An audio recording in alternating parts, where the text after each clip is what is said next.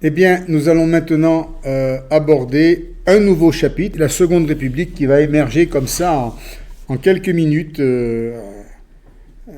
dans une effervescence populaire entre la Chambre des députés et l'Hôtel de Ville. Tout se passe en 1848, puisqu'après on a le Parti de l'Ordre et la marche vers l'Empire. J'ai divisé en 3 parties 1848, l'espoir, ensuite les difficultés, l'espoir, l'échec, et après la tragédie. Parce que ça se termine mal en juin 48, c'est quand même la boucherie dans les rues de Paris. Donc là, on est sur la première partie qui est l'espoir, qui est cette belle aventure de février 48. 48, c'était le suffrage universel, les ateliers nationaux, vous voyez, et donc ça incarnait l'espoir. L'abolition de l'esclavage, j'ai oublié. 48, c'est aussi l'abolition de l'esclavage. On aura tout un chapitre là-dessus. Malgré ces 3 titres importants, concrètement, finalement, on n'a pas de conséquences importantes politiquement ni socialement. Et donc, c'est un espoir déçu qui va en fait arriver. Donc, il y a l'image d'Épinal et puis il y a la réalité historique. Et l'histoire est parfois cruelle parce qu'elle nous enlève un petit peu nos illusions. Les souvenirs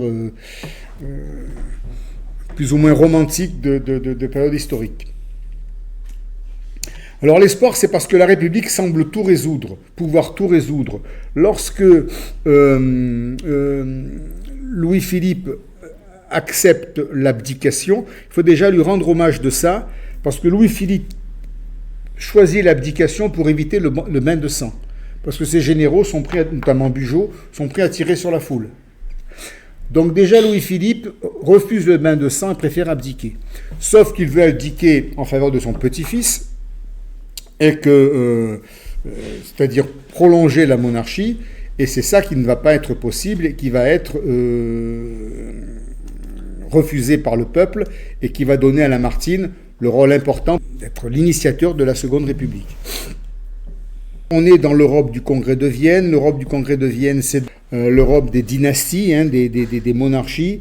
Et en 48, on va assister à ce printemps des peuples qui laissera des traces. En France, donc, le roi est chassé. Et puis on verra que dans d'autres pays, il y a également un mouvement national de libération par rapport à la dynastie. Et en Italie, notamment, l'unité italienne qui va arriver à ce moment-là. Les 3 grandes réalisations politiques, j'en ai parlé tout à l'heure en introduction, c'est le suffrage universel des ateliers nationaux et l'abolition de l'esclavage, qui vont être finalement, hélas, surtout symboliques. Et on voit qu'il y a parfois loin de l'idéal à la réalité, et la concrétisation des rêves est souvent une épreuve douloureuse. Voilà, donc il ne faut pas... L'histoire est cruelle, la réalité l'est aussi. Alors, quelles ont été les causes les récentes de la révolution de 1848 ? On ne va pas remonter au Congrès de Vienne. Bon, c'est toujours pareil. Les premières causes sont économiques et sociales. Parce que de la crise économique naît bien entendu une crise sociale. Alors, les mécanismes économiques, on les connaît. Contrairement à l'utopie saint-simonienne qui croyait que l'industrie capitaliste allait répondre aux besoins de toutes les populations, on assiste au contraire à l'aggravation des conditions ouvrières. La monarchie de Juillet à la fin et la Seconde République découvrent une nouvelle réalité sociale, c'est l'ouvrier.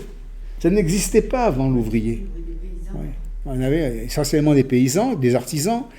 Et là, la condition ouvrière, on va voir, va provoquer un malentendu profond dans la société française, parce que les drames vont venir du fait que le pouvoir en place ne comprend pas, ou ne veut pas comprendre, la réalité ouvrière. Contrairement à Saint-Simon, qui voulait qu'avec le développement industriel, on arrive à répondre aux besoins de la majorité. Alors,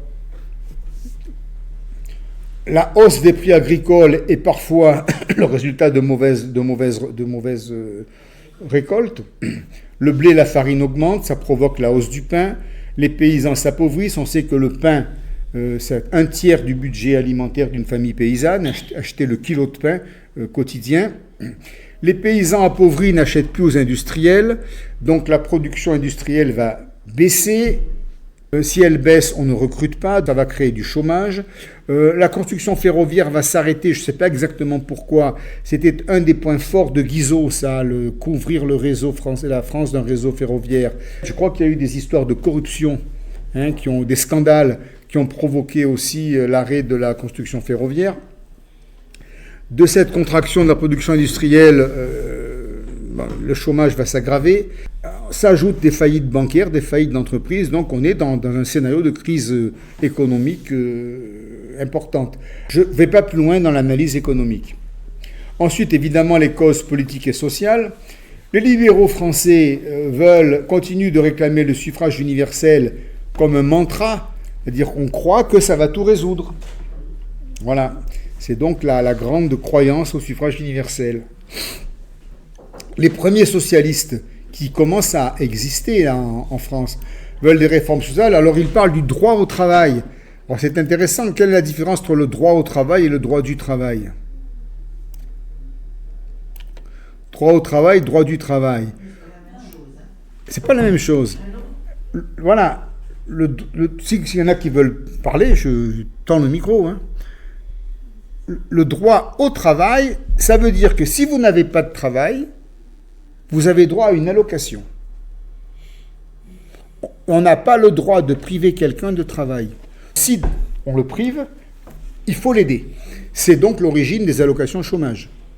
Parce que le chômage, c'est le fait que lorsqu'on a droit à un travail et qu'on n'a pas de travail, eh bien, on est aidé provisoirement dans cette situation. Alors que le droit du travail, c'est une fois qu'on a le travail, on a le droit de demander une limitation de la durée quotidienne, un repos dominical, un salaire minimum, un droit de coalition. À l'époque, on ne disait pas un droit syndical, mais un droit de coalition, un droit de grève. Ça, c'est le droit du travail. Voilà. Les socialistes revendiquent les deux aspects. Le droit au travail d'abord et le droit du travail ensuite. Enfin, dans la Révolution de 48, il y a eu le rôle de Lamartine, qui a amené son lyrisme, sa puissance visionnaire.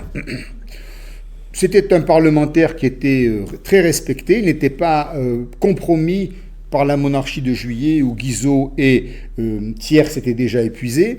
Il était accepté, il était honoré, Lamartine, à ce moment-là. Et c'est lui qui parvient à faire, à imposer aux émeutiers le principe d'une république libre et digne. Il ne veut pas de république violente, il ne veut pas de république jacobine avec la guillotine à tous les coins de rue. Voilà, il prône autre chose. Il ne veut pas non plus du drapeau rouge.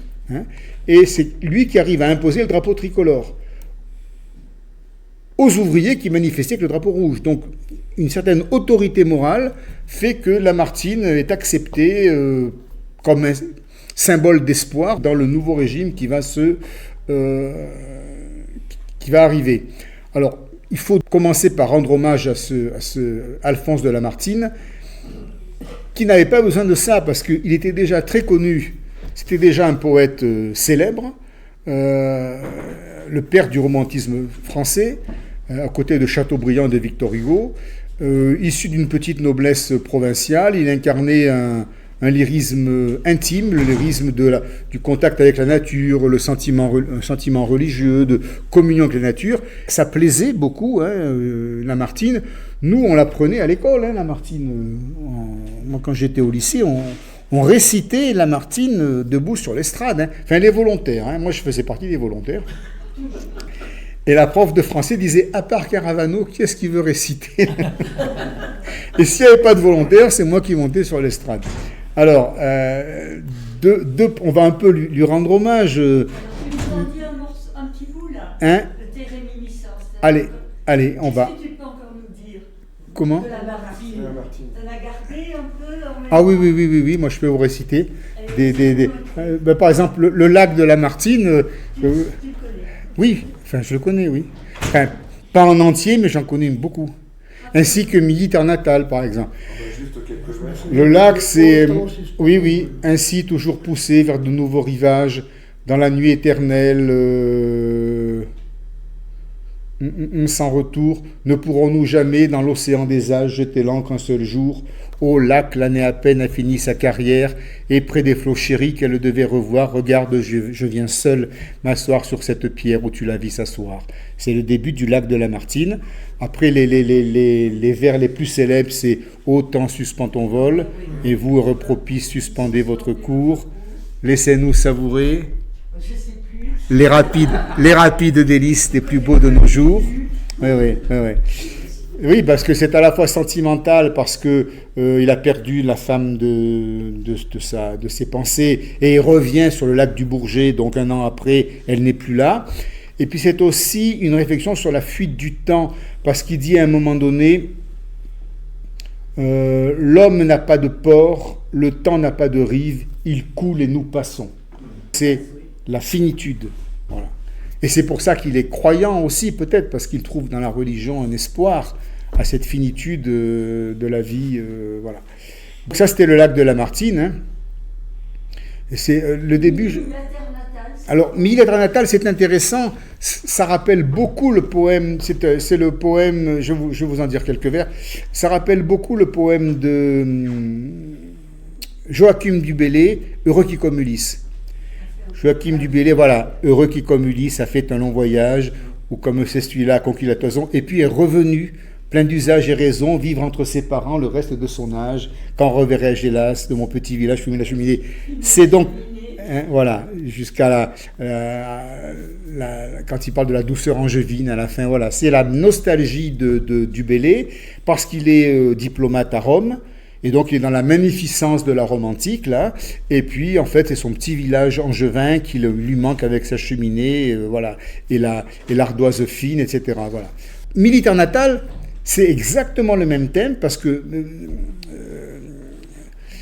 Lamartine, je crois aussi qu'il est diplomate en Italie, et il a le cafard, il a la nostalgie de son village, mais aussi de sa patrie. Et donc les premiers vers, c'est pourquoi le prononcer, ce nom de la patrie, dans son brillant exil, parce qu'il est diplomate, donc dans son brillant exil, mon cœur en a frémi, il résonne de loin dans mon âme attendrie, comme les pas connus ou la voix d'un ami. Le nom de la patrie, alors c'est Milly, c'est peut-être la France aussi. Vous voyez, le nom de la patrie résonne en lui et le fait souffrir. C'est la nostalgie de la patrie. Et il termine par des vers qui sont célèbres, mais on ne sait pas que c'est de Lamartine. Objets inanimés, avez-vous donc une âme qui s'attache à notre âme et la force d'aimer? Voilà, vous les connaissez. C'est Militaire natal. Voilà. Oui, mais nous, on l'apprenait, et il faudrait restaurer la récitation à l'école, parce que c'est très bien. Pas obligatoire. Mais on ne l'a jamais supprimé. Ben oui, mais ça se fait plus. On a arrêté, voilà, donc il faudrait quand même restaurer ce genre. Et puis c'est apprendre les grands hommes, la grande poésie française. On a tellement de bons auteurs, on pourrait aller sur Baudelaire, Victor Hugo, voilà, ça ne s'arrête pas. Ouais, voilà, donc sur Lamartine, un petit hommage à ce grand homme, à ce grand écrivain. Alors c'est pas qu'un poète, hein, il a aussi, c'est un romantique avec Josselin, mais il a aussi écrit l'histoire des Girondins, c'est un historien, et l'histoire de la Restauration. Il est aussi féru d'histoire. Et ce qui a fait le succès de Lamartine, c'est la musicalité de ses vers. On va d'en réciter quelques-uns. La voix intérieure, la spiritualité de la nature, bon bref, qui confirme le sentiment religieux. Lamartine, c'est le lyrisme, c'est cette émotion en face de la beauté, en face de la nature, voilà, c'est le lyrisme, cette émotion poétique. On a du mal à l'imaginer politique. Comment ? On a du mal à l'imaginer oui, politique. Oui. Tout à fait, mais d'ailleurs, il va échouer. Il va échouer. Mais lui se dit qu'au nom de sa philosophie et de son amour de la vie, de la nature et de l'homme, il ne peut pas ne pas se rentrer dans le débat politique, parce que c'était le seul, en février 1948, c'était le seul qui pouvait être écouté. Lamartine. C'est lui qui a permis le passage à la Seconde République. Après, ça s'est dégradé, mais au départ, s'il n'avait pas été là, je ne sais pas comment ça se serait passé. Je crois qu'il y aurait eu des massacres tout de suite. Parce que c'était très mal parti. Voilà. Je crois qu'il s'est donné à la cause, et puis il a vite compris que, parce que dans ses mémoires, il est très amer, que, j'allais dire qu'il n'était pas fait pour la politique, que la politique n'était pas faite pour les grands hommes. Voilà, je préfère le tourner comme ça, paradoxalement. Donc ça a été le sauveur. Il a été au bon endroit, au bon moment, et il a incarné la voix de la France. L'homme de la situation. C'était le De Gaulle du 18 juin 40. Ouais. Voilà. Lamartine, c'est février 48. Voilà. Alors, l'heure politique arrive donc pour Lamartine en février 48, elle est le fruit de 3 facteurs. Hein. D'abord, tous les autres ont été balayés. Un quadruple concours de circonstances, Guizot renversé, Thiers balayé, les modérés discrédités, les républicains débordés par leur base, puisque les ouvriers sont dans la rue avec le drapeau rouge. Bon. Dans ce vide politique, Paris s'embrase et il n'y a personne de crédible, de connu, de respecté pour s'adresser à la foule. Et donc il fallait à la fois un homme respectable et en même temps un homme courageux, qui aille devant la foule. Voilà. Et ça, c'est lui qui le fait. Lamartine incarne une autorité morale incontestable, il est auréolé de son prestige littéraire, c'est une star poétique. Et il est un des rares élus à pouvoir s'imposer à la nation. Il est perçu comme un homme pur, une sorte d'apôtre laïque. Voilà. Et il est respecté à ce titre. Et enfin, il se sert de son éloquence. Lamartine était capable d'improviser un discours comme ça, en public. Il avait un talent oratoire, il fallait que ça serve. Et là, donc une belle voix, certainement une voix qu'il devait porter. Et là, il s'en est servi. Donc des milliers d'hommes armés et en colère écoutent Lamartine à cet instant. C'est la voix de la France, tout comme De Gaulle en juin 40. Et alors, ça c'est l'impact de Lamartine. Oui, pardon. C'est pas le 18 juin 1840, c'est le 1940. Ouais, tout à fait. Un bon point pour... En plus là, c'est un bon point dans le texte. Hein. 1940. Merci. Je vais faire exprès de mettre des fautes maintenant pour voir si vous en rendez compte. Merci, Jacques. Alors, Lamartine n'est pas seul, parce que d'autres personnes... Et là, on va rentrer dans la politique. Parce que Lamartine n'est pas à proprement parler un homme politique. D'autres personnalités sont là, qui réclament aussi d'exister, qui ont des choses à dire. Et la difficulté sera de fédérer ces gens dans un élan commun. Alors, là, on va voir quelques personnages politiques qui, donc, au même moment, interviennent dans l'événement. Alors, d'abord, la foule... on est, au départ, tout part de la Chambre des députés. C'est le matin du 24 février. La chronologie, mais ça, on l'a vu tout à l'heure, on l'a vu la dernière fois... Louis-Philippe propose d'abdiquer, propose son petit-fils. C'est refusé. Lamartine dit quoi ? Une abdication pour une monarchie, c'est la révolte assurée. Donc ça va très vite. La foule entoure la Chambre des députés. Très vite, on se met d'accord pour une république. La belle-fille de Louis-Philippe repart avec son gamin qui devait être... Je ne sais pas, j'ai oublié, mais il n'a pas régné. C'était le petit-fils de Louis-Philippe que Louis-Philippe voulait s'abdiquer pour lui. Parce que Louis-Philippe avait 3 fils. Un aîné qui est mort. Là, c'est la belle-fille de l'aîné qui vient avec le petit-fils. Le deuxième ne veut pas prendre, j'ai oublié, le duc de Nemours, je crois, refuse de prendre la succession de son père. Et le troisième, le prince de Joinville, est sur les océans, il navigue dans les océans. Donc, les fils de Louis-Philippe ne peuvent pas prendre sa succession. Louis-Philippe dit très bien, j'abdique en faveur de mon petit-fils. Et donc la belle-fille de son fils aîné qui est mort vient à la... Je ne sais pas. Non, mais je l'ai lu. Non, je ne vais pas dire je ne sais pas. Je l'ai lu, mais je l'ai oublié. Parce que ce n'était pas important. Parce que j'ai lu l'histoire, mais j'ai oublié de quoi il était mort. Elle vient avec le petit-fils. Et c'est là qu'à l'Assemblée nationale, le matin du 24 février, Lamartine s'écrie une abdication pour une monarchie, c'est la révolution. Et donc tout le monde accepte ce diagnostic. La belle-fille de Louis-Philippe repart, qui aurait été la régente, puisque son gamin était petit, avec le petit-fils, et ils émigrent, ils partent en Angleterre. Ils s'exilent. Le petit-fils, c'est le comte de Paris. Tu l'as écrit dans le... C'est le comte de Paris. Attention, c'est pas le fils du duc de Berry. Ah peut-être, oui, alors le comte de Paris. D'abdiquer en faveur de son petit-fils. Attends. Dans le micro, vas-y. Donc Louis-Philippe décide d'abdiquer en faveur Voilà. Ça, c'était dans C'est la... pas le duc de Berry, ça. Non, Non. C'est autre chose. c'est le comte de Paris. Comte de Paris. Non, le duc de Berry, c'était la succession de Charles X. C'est différent. Non. Ça, on en avait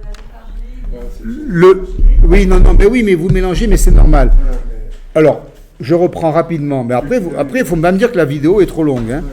Ouais. Le duc de Berry, c'est le deuxième fils de Charles X, qui est assassiné alors que sa femme est enceinte. Et le petit gamin qui survit donc à la mort de son père, c'est le comte de Chambord. Voilà. Et ce comte de Chambord, petit-fils de... Pardon, c'est pas la même histoire. Petit-fils de Charles X, incarne l'espoir des légitimistes pour éviter la dynastie des Orléanistes. Le comte de Chambord, c'est la ligne directe des Bourbons. C'est comment dire, le champion des légitimistes. Et finalement, ça ne se fait pas, puisque la mère n'arrive pas à imposer. La mère essaye de soulever la Vendée pour faire que son fils monte sur le trône, donc le comte de Chambord, et ça je vous l'ai expliqué la dernière fois, et ça ne se fait pas, il n'était pas là, et ça ne se fait pas, la monarchie de Juillet résiste. Les orléanistes, finalement, empêchent le retour des royalistes légitimistes. Mais là, on est dans la succession des orléanistes, c'est les fils le petit-fils de Louis-Philippe dont il est question. Ça n'a rien à voir avec le duc de Berry et le comte de Chambord. C'est pas la même lignée. D'un côté, on a les Bourbons et de l'autre côté, on a les orléanistes. Voilà. Mais je reconnais que c'est compliqué. Ce que tu dis, ça correspond à ce que nous répond l'intelligence artificielle. Mais c'est moi qui le C'est risque. le duc d'Orléans. Ouais. Le nom, c'était le duc d'Orléans. D'accord. Le petit-fils. Alors, cette gauche va être maintenant essayer de réapparaître. On a déjà vu que, par exemple, Blanqui et Barbès avaient déjà essayé des tentatives d'insurrection sous la monarchie de Juillet. On a de nouveaux personnages qui vont émerger donc à la faveur des événements. D'abord Louis Blanc, qu'on voit ici. Alors j'ai mis deux photos parce qu'ils ne se ressemblent pas d'une photo à l'autre. Donc des fois, il vaut mieux en mettre deux. Alors je ne sais pas si c'est des photos ou des lithographies. Bon, bref. Parce qu'à ce moment-là, il y avait les deux. Alors Louis Blanc, il est considéré comme l'ancêtre du socialisme. Il a une bonne réputation intellectuelle. Il n'a jamais gouverné. Il n'a aucune expérience gouvernementale. Mais c'est un écrivain qui a écrit l'organisation du travail. C'est une sorte de manifeste socialiste, mais concret. Louis Blanc, c'est un technicien. Il s'intéresse à la faisabilité des choses.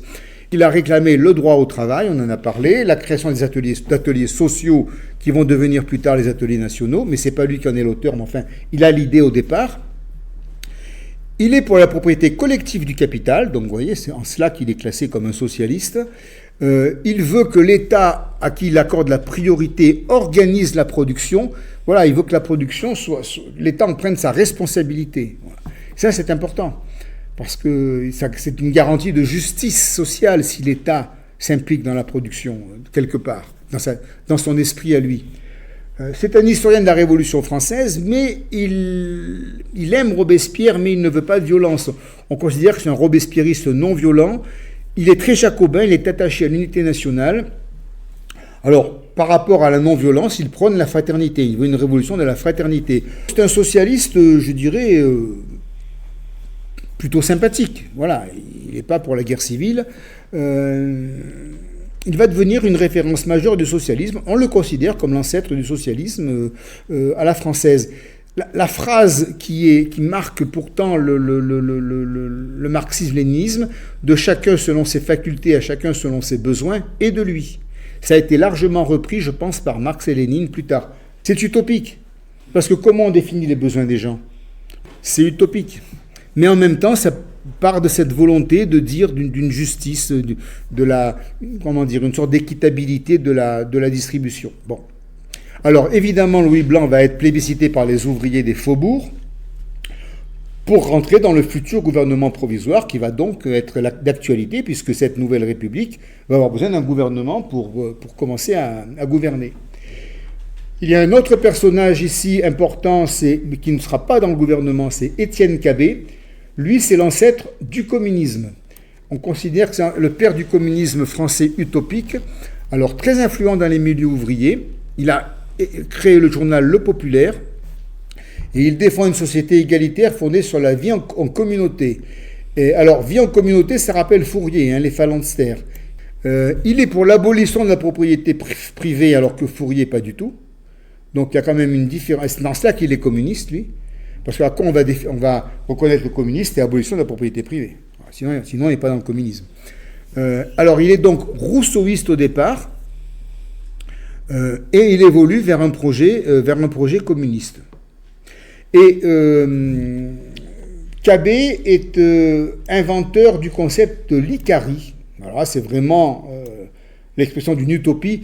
L'Icari, ça fait référence à Icare, qui s'approchait du soleil et dont les ailes ont finalement fondu, donc il a chuté. Mais Cabet ne retient pas la chute, il retient la volonté d'élévation mentale, spirituelle, vers un milieu d'élévation collective. Il voit dans Icare ce symbole d'une communauté fraternelle qui aspire à l'élévation. Et c'est en cela qu'il veut créer le royaume, pas le royaume, le lieu, le domaine de l'Icari, où les gens se regrouperaient dans une sorte de communauté fraternelle. Il va d'ailleurs la créer, mais en Amérique. Et donc, ça ne marchera pas d'ailleurs. Alors, on peut dire que Cabet s'inspire de Fourier par l'idée de la communauté fraternelle, parce que Fourier, c'était les phalanstères. Mais Fourier était permissif. Il comptait sur les passions humaines, on va le voir tout à l'heure dans un diagramme. Fourier n'est pas un adepte d'une autorité morale. Il laisse faire les gens. C'est un libéral sur le plan moral, Fourier. Alors que Cabet, non, il veut imposer une morale égalitaire. C'est un autoritaire. Et c'est là que les problèmes vont commencer, parce que les gens ne vont pas se laisser imposer chacun sa morale, quoi. On ne peut pas imposer une morale collective, c'est compliqué. L'autoritarisme là de Cabet va être à un moment donné mis en défaut. Alors finalement, il ne participe pas au gouvernement, il part aux États-Unis, il choisit l'exil pour fonder sa communauté icarienne, et je sais que ça va mal se terminer. C'est-à-dire qu'il va rentrer en conflit avec ses propres adeptes. Mais Cabet est un personnage important parce qu'il exprime l'origine du communisme à la française. Enfin, Le Dru-Rollin, lui, c'est la République radicale, c'est l'ancêtre des radicaux. Il n'est ni socialiste comme Blanc, ni communiste comme Cabet, ni insurrectionnel comme Blanqui. Donc il se définit autrement, c'est la gauche républicaine et démocratique. Et dans les années 95, je me souviens que le PRG, le Parti radical de gauche, se référait beaucoup à Le Dru-Rollin. C'était le modèle. C'est l'ancêtre du radicalisme français, un peu Le Dru-Rollin. Voilà.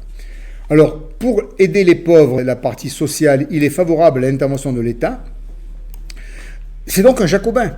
Parce que tous les gens qui veulent un État fort, c'est des jacobins, parce qu'ils veulent, l'État doit assumer, centraliser, et puis assumer les fonctions régaliennes. Voilà.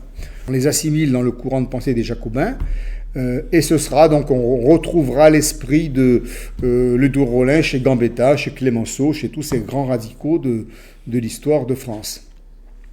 Et les deux premiers personnages ont influencé la Révolution russe, alors? Non. Non, pas du tout. Non. Blanc et... Là, on est à 70 ans avant. Alors, Lénine a reconnu chez Blanqui une influence. D'accord. Mais pas chez... Je ne pense pas que Louis Blanc et Cabet aient joué un rôle, on va le faire, mais joué un rôle dans la Révolution russe. Plutôt Blanqui.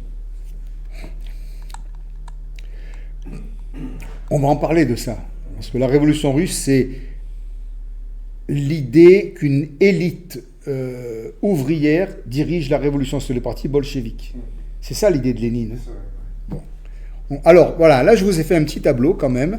C'est un tableau de synthèse où on essaye de tous ces personnages dont on a parlé, on essaie de les catégoriser d'après 6 critères. Le type de pensée, la vision de la société, la méthode qu'ils veulent mettre en place, le rapport à l'État, le rapport à la propriété privée et puis l'influence qu'ils ont eu en 1948. Saint-Simon, type de pensée socialisme industriel. Saint-Simon, c'est l'industrie, mais au service du plus grand nombre, donc socialisme industriel, vous voyez.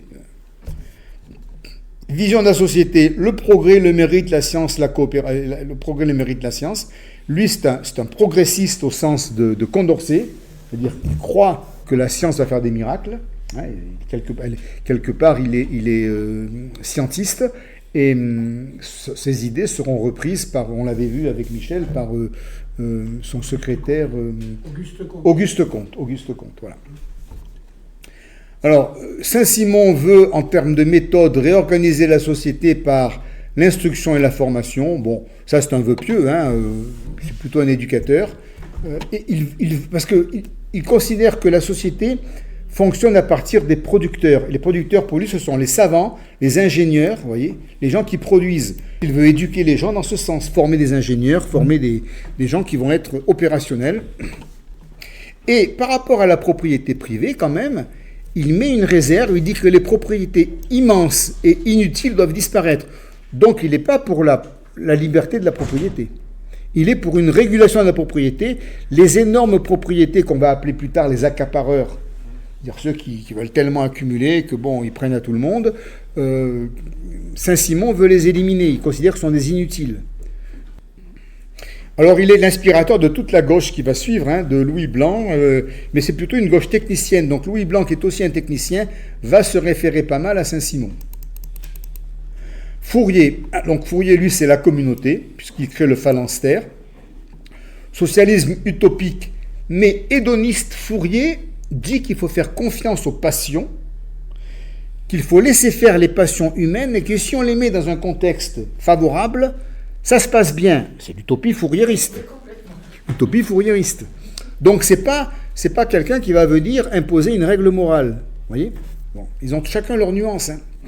Il est pour une société joyeuse qui respecte les passions. Bon, c'est très utopique.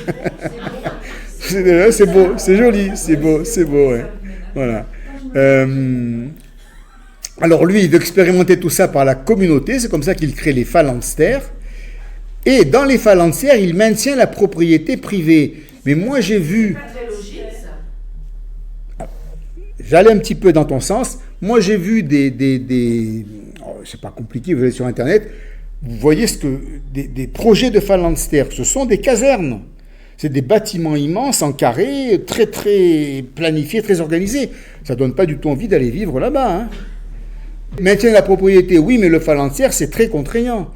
Blanqui, alors lui, Blanqui, c'est l'insurrection. Hein, voilà. C'est un révolutionnaire sans doctrine. Il est pour une république égalitaire, il est pour le coup de force, d'une avant-garde armée, et c'est en cela qu'il est proche de Lénine. L'avant-garde armée, ça va devenir le parti bolchevique. Donc il est pour un État révolutionnaire. Alors, propriété privée, il est pour l'abolition de la propriété privée. Donc là, on est proche aussi du communisme. Pas de propriété privée. Et voilà. Donc en 1948, ce sera une menace permanente pour le gouvernement. Alors, Barbès est à la fois le compagnon de Blanqui, en même temps, ils étaient fâchés, ils ne s'aimaient pas. Barbès en a appelé le chevalier Bayard de la République. C'était la République vertueuse qu'il animait. C'est un républicain héroïque. Il est pour une république égalitaire, austère, vertueuse. Il est pour l'action directe aussi. Il est pour un parti jacobin, mais jacobin vertueux.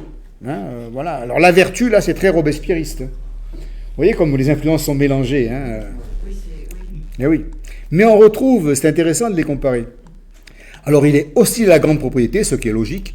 On ne peut pas se dire de gauche et accepter des propriétés immenses. Il y a forcément une limite à un moment donné à la propriété. Ce ne sont pas des libéraux. Et Barbès, comme il va très vite être emprisonné, il ne va pas être réélu. C'est une figure symbolique, mais ce n'est pas une figure concrète de la Révolution de 1948. Alors Lamartine, on le caractérise par l'élan lyrique et l'élévation spirituelle. Bon, ça, on l'avait déjà évoqué. Il est pour une république morale, parce que Lamartine est un homme moral, mais c'est un libéral. Il ne veut rien imposer à personne. Voilà, il espère que la morale va triompher. Il est pour une république laïque, pacifique, universelle. De ce point de vue, il est très moderne. parce qu'on pourrait aujourd'hui dire la même chose. Évidemment, sa force, ça va être, sa méthode, ça va être l'art oratoire et la force de conviction par la parole. Il est pour un État fort mais modéré, garant des libertés publiques. Donc c'est pas, il ne rêve pas d'un État très puissant. Voilà, il est sur un État, je dirais, qui régule plus qu'il n'impose. Et il maintient la propriété privée. Ce sera une figure centrale en février et mars 48, puisque c'est lui qui sera le personnage principal du nouveau gouvernement. Là, on l'a déjà vu, c'est le socialisme et le droit au travail. Il est pour une république démocratique et sociale. Sa conception, sa méthode, elle est démocrate mais dirigiste. Là, on n'est pas loin du centralisme démocratique, qui va arriver un peu plus tard. Pareil, État jacobin, dont la mission est de protéger les travailleurs. Il veut que l'État organise la production. Blanc. Il n'est pas contre la propriété privée, donc il la maintient. Et il joue un rôle important en 1948 au niveau du gouvernement. Donc KB, alors en rouge j'ai mis les utopistes, là, les plus utopistes. Donc KB, donc, c'est le communisme pré-marxiste. Société vertueuse, mais disciplinée et fraternelle. Alors là, justement, quand il va vouloir imposer la fraternité et la discipline, ça va être compliqué. Et ça n'a pas marché, l'Icari, parce qu'il est trop autoritaire. Et de ce point de vue, Fourier n'avait pas tort de laisser un peu faire les passions. Sauf qu'il faut que les passions soient contrôlées aussi. Bon, bref, c'est pas évident. Son utopie, c'est l'expérimentation par la communauté, AKB, mais lui, c'est un dirigiste, contrairement à Fourier. C'est ce qui fait la différence entre tous les deux. Et il veut remplacer l'État par des communautés, en l'occurrence des communautés icariennes. Alors que Fourier, c'était remplacer l'État par le phalanstère. Abolition de la propriété privée, donc c'est un communiste. Il est très populaire dans les milieux ouvriers, KB. Il passe bien. Voilà. On termine par le Dru-Rollin. Alors lui, c'est le plus classique par rapport à nous. République démocratique, laïcité, égalité. Sa méthode, c'est la mobilisation populaire, donc il croit au mouvement. Voilà, il est là, il est pour haranguer les gens, et donc il croit beaucoup aux élections, évidemment. Mobilisation populaire, c'est un jacobin. Je crois que, à part les anarchistes, ils étaient tous jacobins finalement. Enfin non, KB et Fourier n'étaient pas jacobins, mais c'était pour la suppression de l'État. Voilà. Il maintient la propriété privée, le Dru-Rollin bien sûr, et il jouera aussi un rôle majeur en 1948. On se rend compte que toutes les philosophies, alors ça c'est un commentaire personnel, toutes les philosophies de gauche qui, à partir d'un idéal, ont prôné un modèle politique ou moral tel que Blanqui, Barbès ou KB, c'est ceux que j'ai mis en rouge, on pourrait ajouter même Fourier, ont échoué. Ainsi que Fourier, dans la mesure où son modèle communautaire était contraignant, forcément. Donc Louis Blanc semble avoir échappé à cette fatalité, mais on verra que son socialisme ne va pas du tout triompher en 1948, qu'il va finir par être écarté du pouvoir. Alors, est-ce qu'il faut garder comme leçon qu'il faut séparer l'idéal de la méthode? Parce que si vous avez un idéal et que vous voulez une méthode contraignante pour arriver à cet idéal, vous sabotez l'idéal. Parce que vous allez devenir contraignant, donc répressif, et l'idéal va être toutes les philosophies politiques qui ont eu un idéal fort et qui ont voulu le faire appliquer, ça s'est terminé dans le sang. Donc moi je dis qu'il faut séparer l'idéal de la méthode. C'est-à-dire il faut, même si on a le droit d'avoir un idéal fort, un idéal républicain, ça existe, mais il faut des méthodes souples, des méthodes participatives.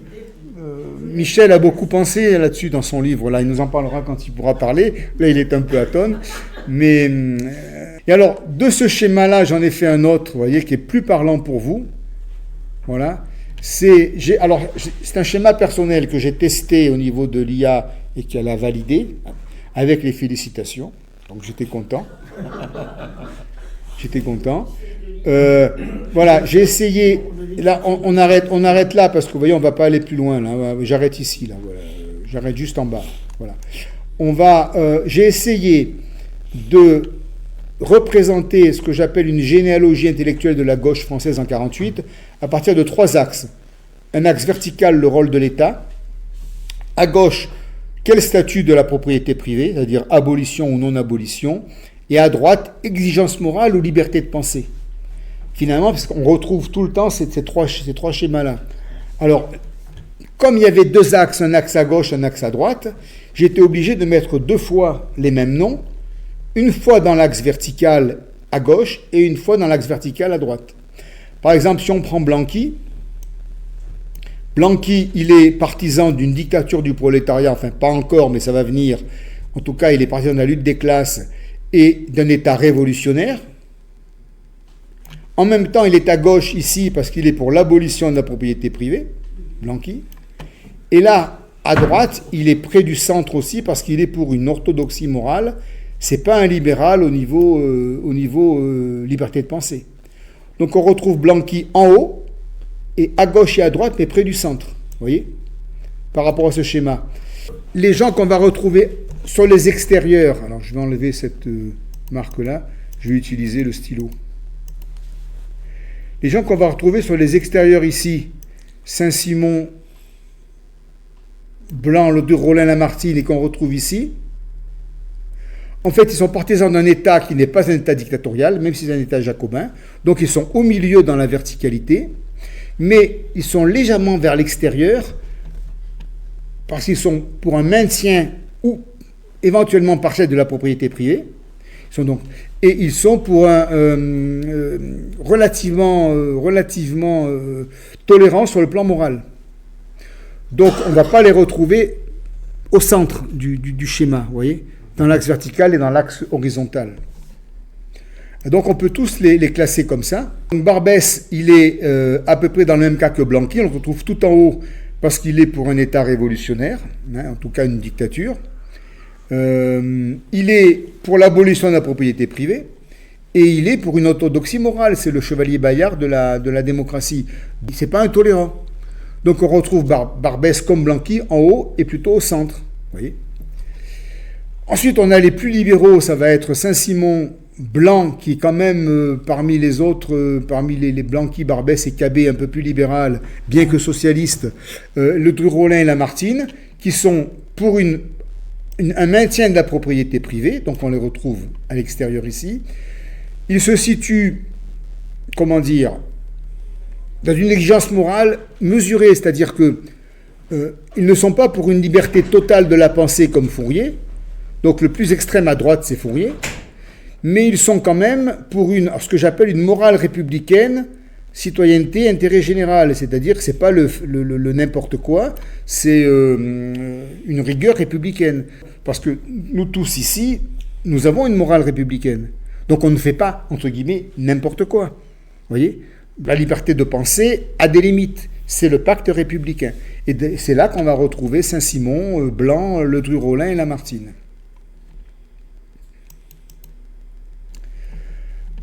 Fourier, c'est un cas particulier. Lui, il est pour une... Alors, Fourier, lui, il est pour la... Fourier et Cabet. Eux, ils vont un peu ensemble.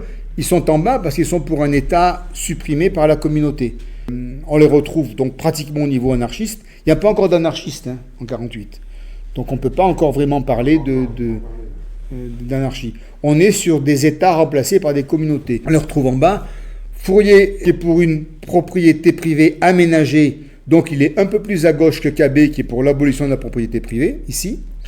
Et pour l'exigence morale, Fourier, lui, c'est le plus libéral. Il est pour laisser faire les passions. Donc, fais ce que voudra. Voilà, j'ai mis cette phrase parce que ça, c'est Rabelais. Voilà. Et puis, c'est un hédonisme pré-jungien, puisque Jung, qui va parler presque un siècle plus tard, va préconiser cette réconciliation entre l'homme et ses pulsions. Mais il faudra y revenir là-dessus. Fourier, qui veut laisser faire les passions, se situe complètement à droite dans l'axe liberté de penser, alors que Cabet, lui, qui est pour une orthodoxie morale, se retrouve plus près du centre. Voilà.